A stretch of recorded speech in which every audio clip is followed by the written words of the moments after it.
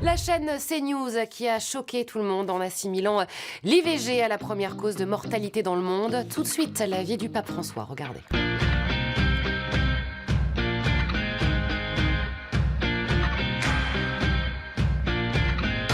Pape François, bonsoir. La chaîne CNews qui compare l'IVG à des crimes, ça vous inspire quoi? Oh la vache, ils y vont fort sur ces news, hein. Même nous au Vatican, on prend des gants sur le sujet, mais non, ils s'emballent. Pour ces news, chaque femme qui avorte est un assassin.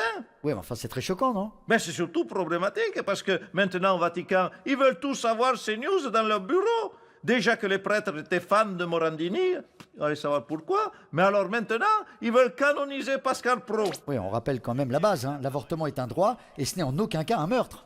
C'est toujours le même débat. Et à partir de quand un embryon est un être humain? Mais je crois que pour les cathos de CNews, la masturbation est déjà un génocide. Non, je pensais jamais que je dirais ça un jour, mais soyez plus modernes, les gars, alors. Si c'est le pape qui le dit.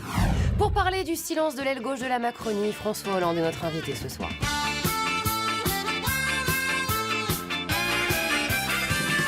Patrin, venez piocher, ils m'ont mis à la place de la statue. François Hollande, avant la nouvelle vague de ministres, Le Parisien titrait hier « Où est passée l'aile gauche ?» à propos des macronistes.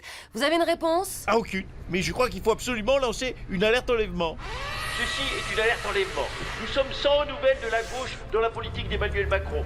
Si quelqu'un a vu une vague mesure de gauche, prévenez-nous. Et surtout, n'agissez pas seul. On a entendu l'aile gauche pendant les débats sur les retraites ou la loi immigration, mais comme systématiquement ce sont les idées de droite qui gagnent, on les sent résignés. Bah oui, entre l'aile gauche et la cuisse droite, Macron préfère clairement la cuisse. Si je peux me permettre une métaphore culinaire, bien sûr.